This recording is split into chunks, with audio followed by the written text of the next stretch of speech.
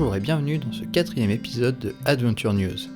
Avec ce format de la chaîne, on a pour but de vous faire parvenir chaque mois quelques actualités concernant les thèmes qui nous intéressent, tels que l'aventure et l'exploration, le voyage et l'outdoor, ou encore la nature et ses habitants. Et on commence tout de suite par les actus de mai 2022. À Paris, tout comme dans d'autres villes, des poneys transportent quotidiennement des enfants pour quelques minutes de promenade dans les espaces publics. Ce n'est pas quelque chose de nouveau, mais on peut se demander ce qu'en pensent les poneys. C'est là qu'intervient Amandine Sanvissant, cofondatrice de l'association Paris Animaux Zoopolis, qui alerte sur les conditions de vie de ces poneys, dénonçant par là même le non-respect de la mesure de bien-être animal instaurée par la mairie de Paris. En effet, cette charte est censée assurer, entre autres, que les poneys aient toujours de l'eau et du foin à proximité, des pauses avec le mort retiré et une limitation de 2 heures de balade par jour. Des mesures qui ne sont pas respectées. Elle a rappelé que les poneys, comme tous les animaux, ne sont pas des attractions ni des jouets, et qu'on doit instaurer un autre rapport entre les enfants et les animaux. Cela fait penser à la news du mois dernier, où en Équateur, les animaux sauvages ont maintenant des droits, dont celui de ne pas être exploités.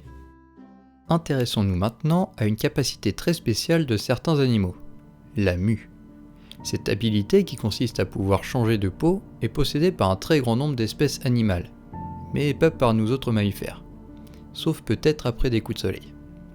Parmi les espèces qui muent, on trouve des insectes, tels que les coccinelles et les cafards, des arachnides, comme les tarentules et les scorpions, des crustacés, comme les crabes et les limules, et des reptiles et des amphibiens, comme les serpents, les grenouilles et certaines tortues. La mue se retrouve chez des espèces qui ont une peau ou une carapace trop dure pour s'étirer. La mue permet donc principalement à ces animaux de pouvoir grandir en s'extirpant de leur peau trop petite pour laisser durcir la nouvelle, même si pendant un certain temps ils se retrouvent beaucoup plus vulnérables. Un autre bienfait de la mue est de pouvoir se débarrasser de ce qui se trouve sur la peau, comme des parasites.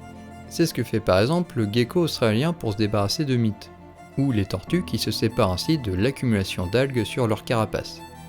Le principal problème de la mue est le fait d'être vulnérable aux blessures et aux prédateurs pendant quelques temps. Mais les homards américains femelles ont trouvé une technique pour remédier à ça. Elles se rendent dans les terriers d'un mâle, mue, puis s'accouplent avec le mâle qui va alors les protéger plusieurs jours. C'est assez malin et une bonne transition vers le prochain sujet. On le sait, l'accouplement a ses bons côtés, mais pour certaines espèces cela peut être dangereux. On peut citer par exemple l'Antechinus, un petit rongeur marsupial australien qui, vers ses 11 mois à sa maturité sexuelle, ne va faire que copuler jusqu'à la mort. On peut aussi prendre l'exemple des menthes religieuses et de certaines araignées, comme la bien nommée veuve noire. Chez ces espèces, où les femelles sont plus grosses que les mâles, il arrive que si elles ont faim pendant l'accouplement, elles dévorent le mâle. Les mâles ont d'ailleurs appris à repérer des femelles bien nourries pour limiter les risques. Certains animaux préfèrent donc une méthode moins risquée pour se reproduire. C'est alors qu'arrive la parthénogénèse, un mode de reproduction monoparental.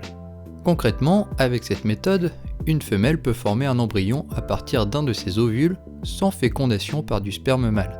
Il existe des parthénogénèses obligatoires, quand tous les individus de l'espèce sont des femelles, comme chez l'Aspidoscelis neomexicana. Sinon, elle est dite facultative, comme chez les abeilles ou les fourmis, où cette reproduction est très courante. On trouve aussi des cas plus rares de parthénogénèse chez les reptiles, les poissons et même certains oiseaux.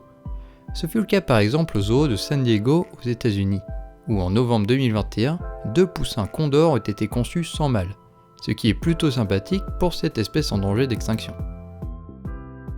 Passons maintenant aux news en bref, en faisant un petit tour en Inde, où dans une forêt dense, une petite tortue albinos a été découverte.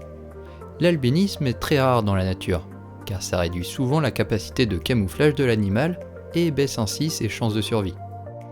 En se déplaçant un peu à l'est, on va pouvoir s'intéresser au Pareas carinatus, un petit serpent tropical qui est capable de décortiquer les escargots grâce à ses mâchoires qui peuvent bouger latéralement. Dans la nécropole de Saqqara, près du Caire, un trésor archéologique a été découvert.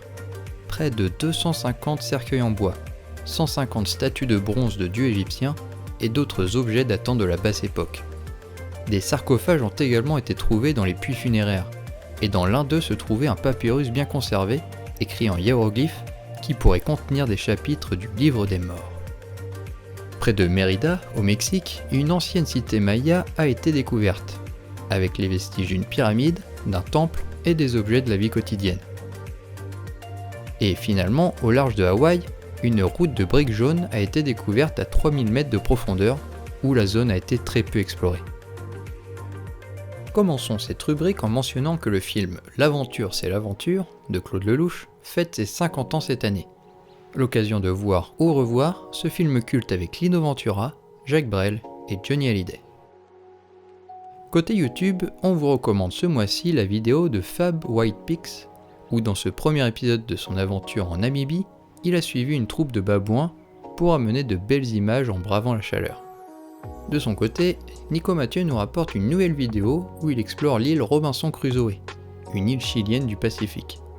Elle a accueilli l'Écossais Alexander Selkirk en 1704, qui a vécu seul pendant plus de 4 ans et dont l'histoire a inspiré Daniel Defoe pour écrire le roman Robinson Crusoe. Et pour finir, Primitive Technology nous apporte une nouvelle vidéo, où après nous avoir appris à faire des briques dans la nature, il nous montre maintenant comment faire du mortier et construire un petit abri en dur pour être bien protégé des intempéries. Déjà présent dans quelques villes de France, Tours accueille maintenant Prison Island. C'est un concept qui nous vient de Suède et qui est inspiré de Fort Boyard. Ce jeu grandeur nature se présente comme ceci. Vous êtes un groupe de prisonniers qui devez vous déplacer dans différentes cellules, et dans chacune d'elles se trouvent des épreuves qu'il faut réussir dans un temps imparti afin de récolter des points. Ces épreuves sont plus ou moins difficiles et font aussi bien appel à de la réflexion qu'à vos aptitudes physiques. On n'a pas encore eu l'opportunité de tester ce jeu, mais ça a l'air plutôt fun, donc si l'occasion se présente, on n'y manquera pas. En tout cas, n'hésitez pas à nous dire en commentaire ce que vous pensez de ce concept et à nous partager vos retours si vous avez pu tester Prison Island. On vous rappelle aussi que comme tous les mois, il y a également plein d'événements sportifs et d'outdoor, et vous pouvez retrouver quelques liens en description. On passe maintenant aux journées mondiales et internationales de juin, en commençant le 1er juin, avec la journée mondiale de la course à pied. Le 2 juin, c'est la journée mondiale pour un tourisme responsable et respectueux. Le 3 juin, c'est la journée mondiale pour le vélo. Le 5 juin, la journée mondiale de l'environnement. Le 8 juin, la journée mondiale des océans. Le 11 juin, la journée mondiale du bien-être.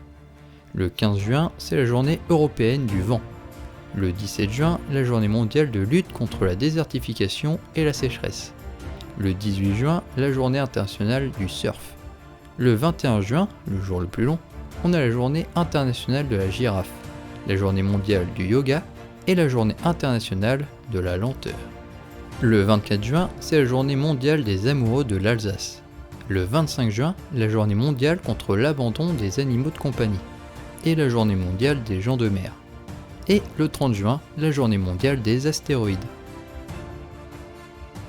En mai, on a sorti 2 nouvelles vidéos de Yann en solo, où en continuant son voyage vers Sydney, il a pu prendre une baignade vivifiante et rencontrer de nouveaux amis animaliers. D'autres épisodes arrivent prochainement, alors n'hésitez pas à vous abonner et activer la cloche pour ne pas rater les autres vidéos de la chaîne.